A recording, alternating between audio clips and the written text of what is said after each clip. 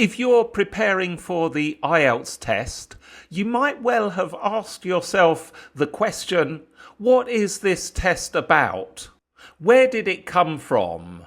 Who created IELTS?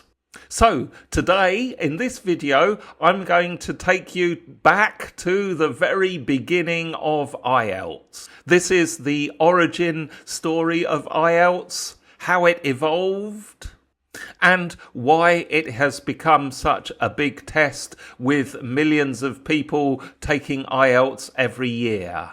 IELTS was created as an answer to a problem. In the second half of the 20th century, after World War II, more and more people became interested in the English-speaking countries.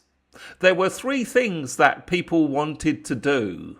They wanted to study in English-speaking countries, especially the UK, Canada, the US and Australia. They wanted to work in English-speaking countries.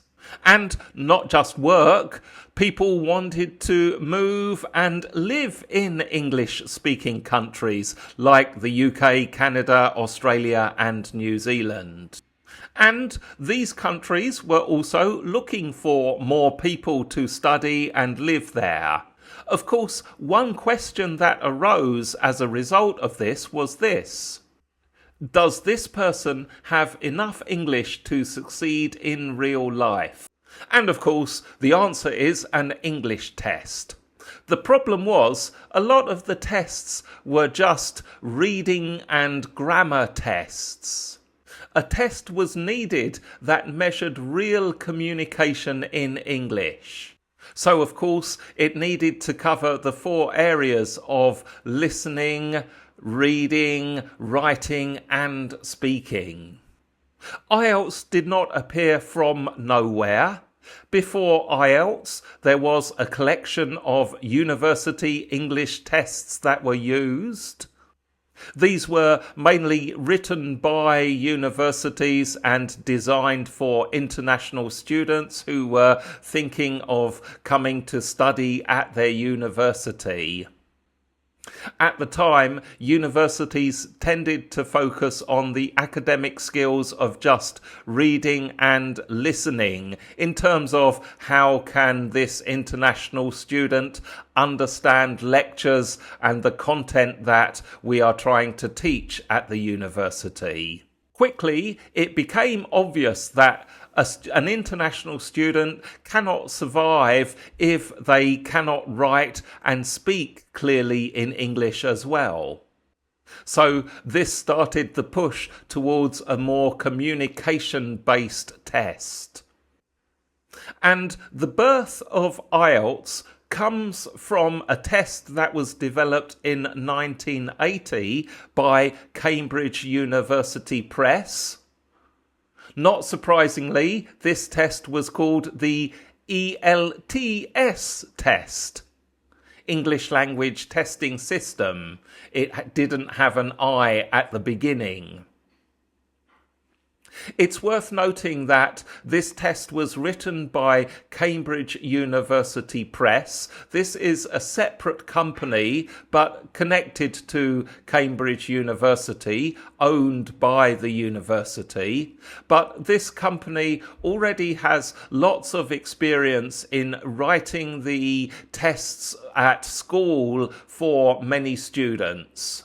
If you know the English system, at the time in the 80s, they had O-levels and A-levels. These are the tests that school kids took at the age of 16 and about 18. So the Cambridge University Press already had plenty of experience of test creation and test management. So it's natural that they were to create this kind of test to fit the university needs. Another point here is the arrival of the British Council. The British Council is an organisation that promotes or promoted English culture around the world. And the British Council tended to manage international students who were going to study in the UK. It was natural that the British Council would administer the English test for these students who were going to university in the UK. So basically, the British Council and Cambridge University Press got together and created ELTS. One point is that ELTS was actually built on quite strong foundations. At the time, the British government was spending quite a lot of money on scholarships that it would give to international students. The British Council had the task of administering and deciding who got these scholarships. So the ELTS was based on the scholarship program that international students could get. Now, of course, if there is a scholarship program, there are plenty of applications that go there. So you've got plenty of testing population that will go through the test and may or may not get the scholarship at the end. So the ELTS ran from 1980, but it did have some problems. It wasn't easy to administer, and remember, this is in the 80s when computer technology was nowhere near advanced. The internet hardly existed in the 80s. Certainly not for companies to use as easily as they do now.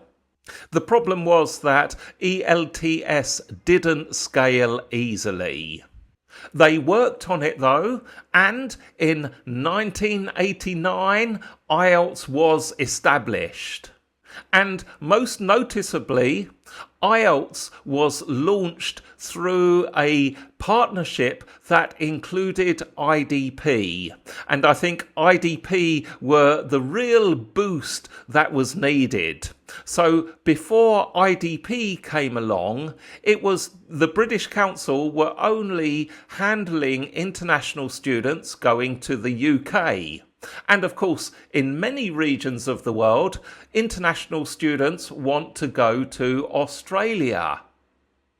The teaming up with IDP, of course, are the Australian version of the British Council. IDP helps students get places in Australian universities.